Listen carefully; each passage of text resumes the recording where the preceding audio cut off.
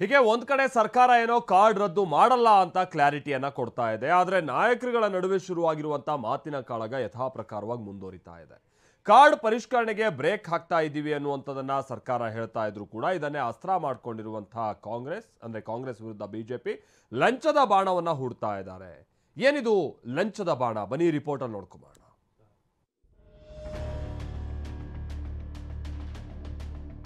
ಯಾವ BPL ಅರ್ಹರಿಗೂ ಕೂಡ ಅನ್ಯಾಯ ಆಗಲಿಕ್ಕೆ ನಮ್ಮ ಸರ್ಕಾರ ಮತ್ತು ನಮ್ಮ ಪಕ್ಷ ಬಿಡುವುದಿಲ್ಲ. ಇವೆಲ್ಲ ರದ್ದಾಗಿದ್ದಾವೆ, ಇವೆಂದು ವಾಪಸ್ ಬರೋದೇ ಇಲ್ಲ.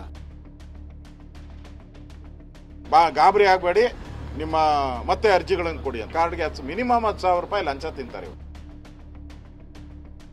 ಸಿಎಂ ಆದಿಯಾಗಿ ಆಹಾರ ಸಚಿವರು ಬಿಪಿಎಲ್ ಸಮರಕ್ಕೆ ತಮ್ಮ ಸ್ಪಷ್ಟನೆಗಳ ಮೂಲಕ ಕದನ ವಿರಾಮ ಘೋಷಣೆ ಮಾಡಿದ್ದಾರೆ. ಯಾರು ಆತಂಕ ಪಡೋದು ಬೇಡ, ನಮ್ಮದು ಬಡವರ ಪರವಾದ ಸರ್ಕಾರ ಅನ್ನೋ ಮೂಲಕ ಬಿಜೆಪಿಗೂ ಟಕ್ಕರ್ ಕೊಟ್ಟಿದ್ದಾರೆ. ಆದರೆ ಕೇಸರಿ ಪಡೆ ಇದನ್ನು ಅಸ್ತ್ರ ಮಾಡಿಕೊಂಡು ವಾಗ್ಯುದ್ಧದ ರಣಕಹಳಿಯನ್ನ ಮತ್ತೆ ಮೊಳಗಿಸಿದೆ.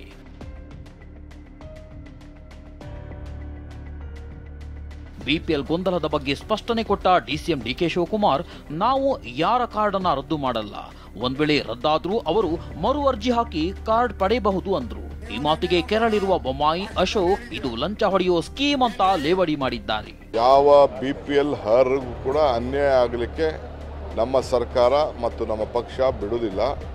ನಾವು ಆಗಲೇ ನಮ್ಮ ಮಂತ್ರಿಗಳಿಗೆ ಹೇಳಿದ್ದೇವೆ, ಯಾರ್ಯಾರು ಕಾರ್ಡ್ ವಜಾ ಮಾಡ್ತಾ ಇದ್ದೀವಿ ಅದನ್ನೆಲ್ಲ ಪಟ್ಟಿನ ನೀವು ಕೊಡಬೇಕು. ಯಾರು ಅರ್ಹರಿದ್ದಾರೆ ಅದನ್ನೆಲ್ಲ ಸರಿ ಮಾಡಿ ಅವ್ರದ್ದೆಲ್ಲ ಮರು ಅರ್ಜಿ ಹಾಕಬೇಕು ಅಂತ ನಾವು ನ್ಯಾಯವನ್ನು ಕೊಡುವಂಥ ಕೆಲಸವನ್ನು ನಮ್ಮ ಕಾಂಗ್ರೆಸ್ ಪಕ್ಷ ಮತ್ತು ಸರ್ಕಾರ ಎರಡೂ ಸೇರಿ ಮಾಡ್ತದೆ. ಯಾರು ಭಯ ಮಾಡಬೇಕಾಗಿಲ್ಲ. ಪಾಪ ವಿರೋಧ ಪಾರ್ಟಿಯವ್ರಿಗೇನು ಕೆಲಸ ಏನಾರು ಮಾತಾಡಬೇಕಲ್ಲ. ಈಗ ಇವೆಲ್ಲ ರದ್ದಾಗಿದ್ದಾವೆ, ಇವೆಂದು ವಾಪಸ್ ಬರೋದೇ ಇಲ್ಲ. ಮತ್ತೆ ಅಪ್ಲಿಕೇಶನ್ ಹಾಕ್ಬಂದು ಯಾಕೆ ಹಾಕ್ಬೇಕು? ಅಪ್ಲಿಕೇಶನ್ ಮತ್ತೆ ಅಲ್ದಾಡ್ಬೇಕಾ? ಮತ್ತೆ ಲಂಚ ಕೊಡಬೇಕಾ? ಏನು ಮುಖ್ಯಮಂತ್ರಿಗಳು ಮತ್ತು ಮಂತ್ರಿಗಳ ಉದ್ದೇಶ ಏನು? ಜನರನ್ನ ಈಗಾಗಲೇ ಸಂಕಷ್ಟಕ್ಕೆ ದೂಡಿರಿ, ಇನ್ನಷ್ಟು ಅಲ್ದಾಟ ಮಾಡಿ ಇನ್ನಷ್ಟು ಸಂಕಷ್ಟ ದೂಡಬೇಕಂತೀರ. ಅದಕ್ಕೆ ಇದು ನರಕ ಮಾಡ್ತಾ ಇದ್ದಾರೆ ಕರ್ನಾಟಕವನ್ನು. ಇಂಥ DK ಶಿವಕುಮಾರ್ ಹೇಳಿದ್ದಾರೆ, ಗಾಬರಿ ಆಗಬೇಡಿ, ನಿಮ್ಮ ಮತ್ತೆ ಅರ್ಜಿಗಳನ್ನು ಕೊಡಿ ಅಂತ. ಯಾಕೆ ಅರ್ಜಿ ಕೊಟ್ಟರೆ ತಿರ್ಗಿ 10,000 20,000 ಒಂದೊಂದು ಕಾರ್ಡ್ಗೆ ಮಿನಿಮಮ್ 10,000 ರೂಪಾಯಿ ಲಂಚ ತಿಂತಾರೆ. ಈಗ 25 ಲಕ್ಷ ಕಾರ್ಡು ಅಂತ ಇಟ್ಕೊಳ್ಳಿ, 25 ಲಕ್ಷಕ್ಕೆ 10,000 ಅಂತ ಹೇಳಿದ್ರೆ ಎಷ್ಟು ಕೋಟಿ ಆಗೋಯ್ತು? ಅಂದ್ರೆ ಲಂಚ ಹೊಡೆಯೋಕೆ ಒಂದು ಸ್ಕೀಮು ರದ್ದು ಮಾಡಿದ್ದೆ. ಬೊಮ್ಮಾಯಿ ಆಕ್ರೋಶ ಇಷ್ಟಕ್ಕೆ ತಣ್ಣಗಾಗ್ಲಿಲ್ಲ. ಬಿಪಿಎಲ್ ಪರಿಷ್ಕರಣೆಗೆ ತಾತ್ಕಾಲಿಕ ಬ್ರೇಕ್ ಹಾಕಿದ್ದಕ್ಕೆ ಇದು ಯೂ-ಟರ್ನ್ ಸರ್ಕಾರ ಅಂತ ಕುಟುಕಿದ್ರು. ಬೊಮ್ಮಾಯಿ ಮಾತಿಗೆ ಕಾಲೆಳೆದ ಮಹದೇವಪ್ಪ, ಅದು ಅವರದ್ದೇ ಕೆಲಸ ಅಂದಿದ್ದಾರೆ. ಮತ್ತೆ ಎರಡನೇದಾಗಿ ಈ ಸರ್ಕಾರ ಒಂದು ರೀತಿಯಲ್ಲಿ ಯೂ-ಟರ್ನ್ ಸರ್ಕಾರ. ಮೂಡಾ ಸೈಡ್ ತಗೊಂಡ್ರು, ವಾಪಸ್ ಕೊಟ್ಟರು, ನೋಟಿಸ್ ಕೊಟ್ಟರು, ವಾಪಸ್ ಪಡೆದ್ರು. ಅಲ್ಪಸಂಖ್ಯಾತರಿಗೆ 4% ರಿಸರ್ವೇಷನ್ ಮಾಡ್ತೀವಿ ಕಾಂಟ್ರಾಕ್ಟ್ಗೆ, ಅದನ್ನು ವಾಪಸ್ ತೊಗೊಂಡ್ರು. ಈಗ BPL ಕಾರ್ಡು ರದ್ದು ಮಾಡಿದ್ರೆ ವಾಪಸ್ ನಾವು ಮಾಡ್ತೀವಿ ಅಂತ. ಬುದ್ಧಿ ಇಲ್ವಾ ಇವ್ರಿಗೆ? ಮಾಡೋಕ್ಕಿಂತ ಮುಂಚೆ ಎಲ್ಲದಕ್ಕೂ ಮುಖ್ಯಮಂತ್ರಿಗಳು ಒಂದು ಸಭೆ ಮಾಡೋದು, ಒಂದು ಡೈರೆಕ್ಷನ್ ಕೊಡೋದು, ಯಾವುದು ಇಂಪ್ಲಿಮೆಂಟ್ ಆಗ್ತಾ ಇಲ್ಲ. ಬೊಮ್ಮಾಯಿ ಅವರು ಹೇಳಿದ್ದಾರೆ, ಮೊದಲು ನೀವು ಕೂಗು ಬಿಡ್ತೀರಾ, ಆಮೇಲೆ ವಾಪಸ್ ಇಸ್ಕೊಳ್ತೀರಾ. ಇದೇ ಆಗಿದೆ ಸರ್ಕಾರದ ಕೆಲಸ ಅಂತ. ಅದು ಅವ್ರ ಕೆಲಸಗಳು. ಕೂಗ್ಬಿಟ್ಟು ವಾಪಸ್ ಅವ್ರ ಕೆಲಸ. ನಾವು ಕೊಡ್ತಾ ಇರೋದು ಸುಮ್ಮನೆ ಅವರೆಲ್ಲ ಮಾತಾಡ್ತಾರೆ ರಾಜಕಾರಣಕ್ಕೆ. ಇವ್ರು ಮಾಡೋದಿಲ್ಲ ನೋಡಿ, ಅವ್ರು ಮಾಡೋದಿಲ್ಲ, ಅವ್ರು ಮಾಡೋ ಮನಸ್ಸು ಇಲ್ಲ ಅವ್ರಿಗೆ. ಎಲ್ಲರೂ ಉಳ್ಳವರು. ಈಗ ನಾನು BPL ಕಾರ್ಡ್ ತಗೊಂಡ್ರೆ ನಾನು ಕೊಡಬೇಕೆ, ರದ್ದು ಮಾಡಬೇಕೆ?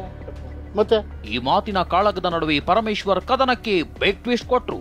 ಮಾನದಂಡಗಳನ್ನ ಮಾಡಿದ್ದು ನಾವಲ್ಲ, ಕೇಂದ್ರ ಸರ್ಕಾರ ಮಾಡಿದ್ದು ಅಂತ ತಿರುಗುಬಾಣ ಹೊಡಿದ್ರೆ ಅಶೋಕ್ ತಪ್ಪು ಮಾಡಿದವರು ನೀವು ಅನ್ನೋ ಮೂಲಕ ಮುನಿಯಪ್ಪ ಹಾಗೂ ಕೈ ನಾಯಕರ ಹೇಳಿಕೆಗಳಿಗೆ ಕೌಂಟರ್ ಕೊಟ್ಟಿದ್ದಾರೆ. ಆ ರೀತಿ ಮಾನದಂಡಗಳನ್ನ ನಾವು ಇವತ್ತು ಹೊಸದಾಗಿ ನಾವು ಮಾಡಿಲ್ಲ.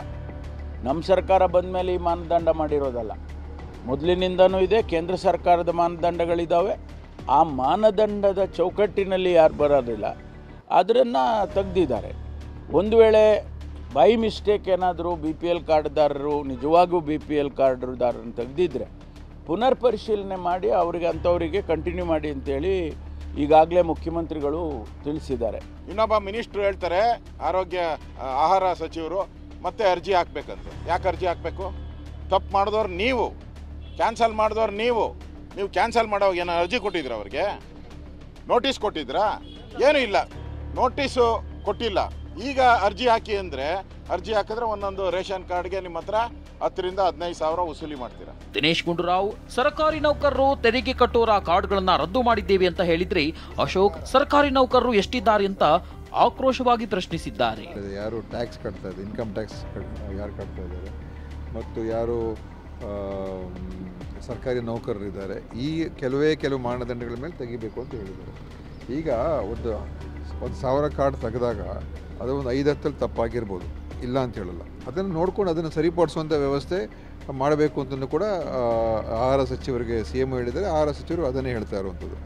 ಸಿದ್ದರಾಮಯ್ಯನವರು ಹೇಳಿದ್ರು ಸರ್ಕಾರಿ ನೌಕರರು ಎಷ್ಟಿದ್ದಾರೆ. ಸರ್ಕಾರಿ ನೌಕರರು ಇನ್ನೂ ಅವರ ಅಂಕಿಅಂಶದ ಪ್ರಕಾರ 250 ಜನ ಏನೋ ತೋರಿಸ್ತಾ ಇದ್ದಾರೆ.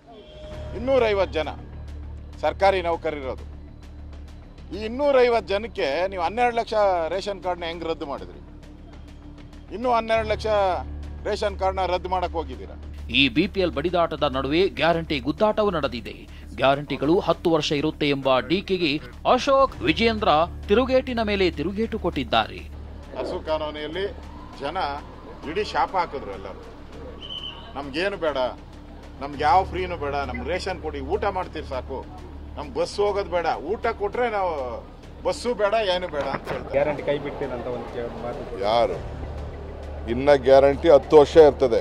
ನಾವೇ ಅಧಿಕಾರದಲ್ಲಿ ಇನ್ನ 3 ವರ್ಷ ಆದ್ಮೇಲೆ ಇರ್ತೀವಿ, ಇನ್ನು 8 ವರ್ಷನೂ ಇರ್ತದೆ. ಗ್ಯಾರಂಟಿ ಜನ ಇವತ್ತು ತೂಚಿ ಅಂತೇಳಿ ಉಗಿತಾ ಇದ್ದಾರೆ. ಪಾಪ ಬಡವರು ಕಣ್ಣೀರಾಗ್ತಾ ಇದ್ದಾರೆ. ನಮ್ಮ ಗ್ಯಾರಂಟಿಗಳು ಬಿಸಾಕಿ ನಮ್ಮ BPL ಕಾರ್ಡ್ ನಮಗೆ ಕೊಡಿ ಅಂತೇಳಿ ಇವತ್ತು ತಾಯಂದ್ರು ಕಣ್ಣೀರಾಗ್ತಾ ಇದ್ದಾರೆ.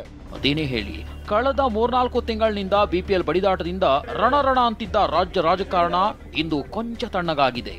ಜನರ ಗೊಂದಲಕ್ಕೂ ತೆರೆ ಬಿದ್ದಿದ್ದು, ವಿಪಕ್ಷಗಳ ಮಾತಿಗೂ ಕಾಂಗ್ರೆಸ್ ಬ್ರೇಕ್ ಹಾಕುವ ಕೆಲಸಕ್ಕೆ ಮುಂದಾಗಿದೆ. Bureau report, TV9.